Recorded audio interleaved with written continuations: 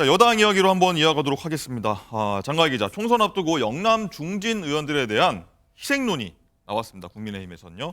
그 첫 시작이 이른바 낙동강 벨트 탈환 명분이라고 지금 들고 나왔어요. 그렇습니다. 이 낙동강 벨트는 부산, 경남, 김해, 이 양산에 걸친 총 9개의 지역구를 의미하는데요. 언뜻 들으면 보수의 텃밭 같지만 실제로는 9개 지역 중에서 민주당이 5곳 그리고 국민의힘이 4곳을 차지하고 있습니다. 네. 민주당 입장에서는 김해에 노무현 전 대통령의 사저가 있고 또 양산에는 문재인 전 대통령의 사저가 있기 때문에 좀 민주당 쪽에서는 굉장히 상징적인 곳이기도 하고요.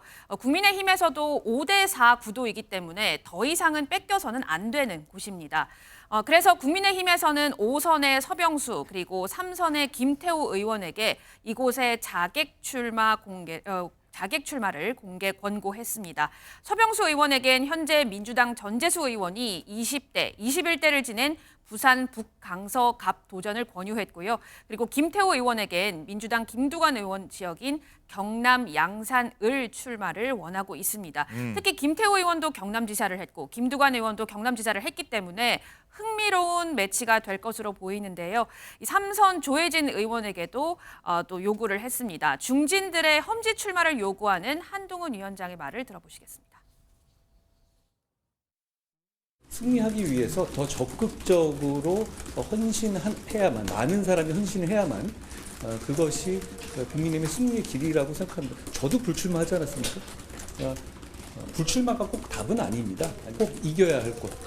정말 치열한 승부의 장에 많은 이 실력 있는 분들, 중량감 있는 분들이 나가주시는 것이 우리 국민의 힘이 국민으로부터 선택을 받을 수 있는 길이라고 저는 생각합니다. 네, 영남 중진들의 험지 요구. 이 밖에도 조경태, 주호영 의원 얘기도 나오는데 진수 의원님 어떻게 보십니까?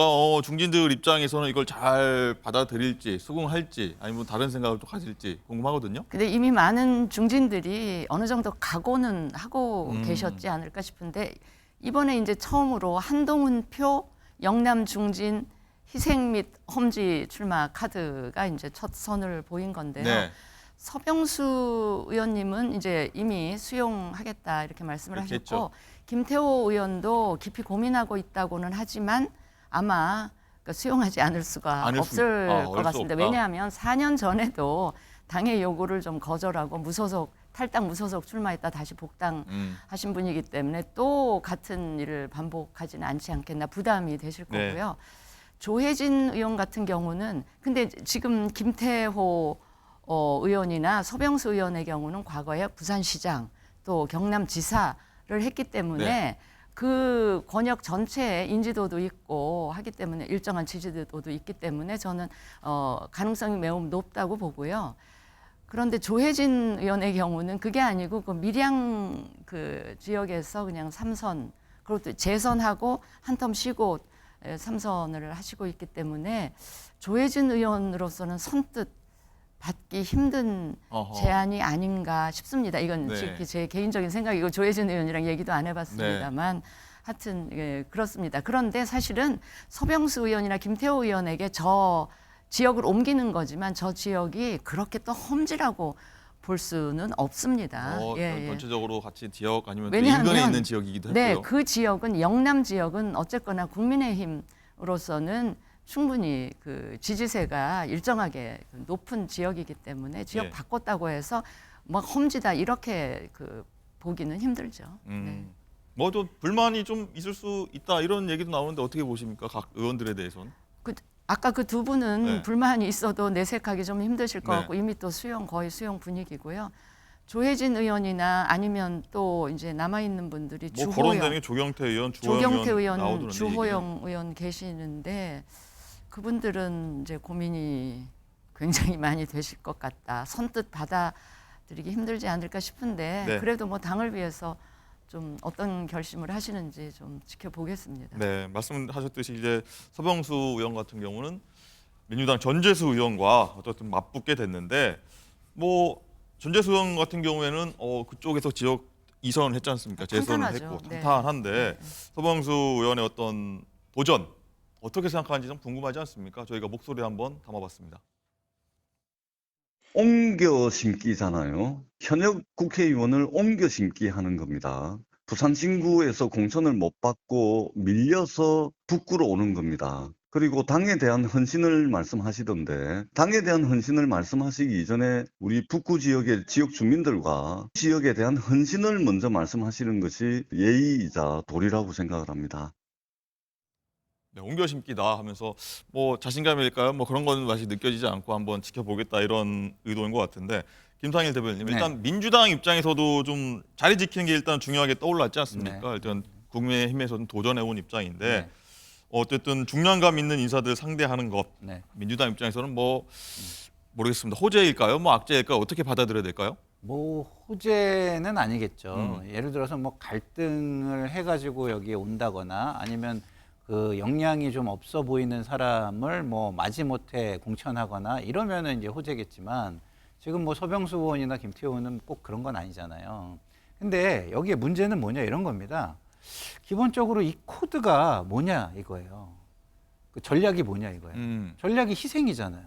근데 중진이라고 하더라도 살아있는 권력과의 관계, 그다음에 당의 주류 이런 측면에서 보면은 국민 입장에서는 별로 희생으로 안 보이지 않나요?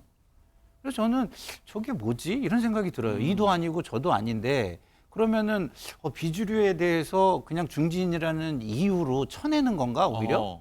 이런 생각이 들거든요. 그래서 저는 전략적인 그 코드를 완전히 잘못 맞추고 있다. 국민 눈높이에서 봐야지 자기들 생각을 가지고 억지로 국민한테 아 이거 희생이야라고 강요하는 거 아닌가. 왜냐하면 국민들은요 살아있는 권력과 가까운 사람들을 희생하는 거를 봐야 아 희생이다라는 감동이 있는 거예요. 예. 그게 초선이냐 중진이냐 이건 전 두 번째 문제라고 봅니다. 근데 첫 번째 문제를 무시하고 두 번째 문제로 희생이라는 걸 굳이 강조한다면 국민은 거기에 동의하지 않을 겁니다. 네. 근데 비주류 쳐내기라고 보기에는 서병수 의원이나 김태호 의원의 경우 충분히 저는 명분이 있지 않습니까? 부산시장, 경남도지사를 했기 때문에 그 권역 내에 어디를 가더라도 경쟁력이 있다라는 평가를 받고 있기 때문에 그렇게 한 거고요. 지금 주류 의원들 소위 이제 윤핵관이라고 불리우는 분들 가운데는 저렇게까지 중진이 제가 지금 막 떠오르는 분들이 없을 정도로 이 지역에서요? 네네 그런 상황 주로 초재선이 많아요. 그래서 그렇게 볼 거는 아니지 않는가. 그리고 더 지켜보시면 주류와 비주류를 차별해서 쳐내고 안 쳐내고 할지는 조금 더 이거 지금 공천 초기 단계이기 때문에 네. 조금 더 지켜보시면 될 것 좀 같습니다. 더 지켜봐야 되는 건 저도 동의하지만 국민들 입장에서는 누구의 희생을 보여주는 게 더 감동이겠냐, 총선에 더 큰 영향을 주겠냐, 파장이 되겠냐, 저 그 말씀 드리는 거예요. 초선임에도 불구하고 대통령을 위해서, 정권을 위해서, 당을 위해서 희생한다면 훨씬 감동이 있지 않겠습니까? 가령 누구일까요? 아니 예를 들어서 뭐 이철규 의원이라든가 이런 사람들이 앞서가지고 그렇게 한다면은 훨씬 더 감동이 크죠. 그분이 중진이 아니라는 이유로 그분이 희생이 중진의 희생보다 작아 보인다라는 그렇게 생각하는 국민이 단 한 명이라도 있겠죠. 강성 지지층에서는. 네. 근데 중도층과 뭐 상대 진영에서는 단 한 명이라도 있을까요? 저는 없을 거라고 생각합니다. 알겠습니다. 한번 지켜보도록 하고요.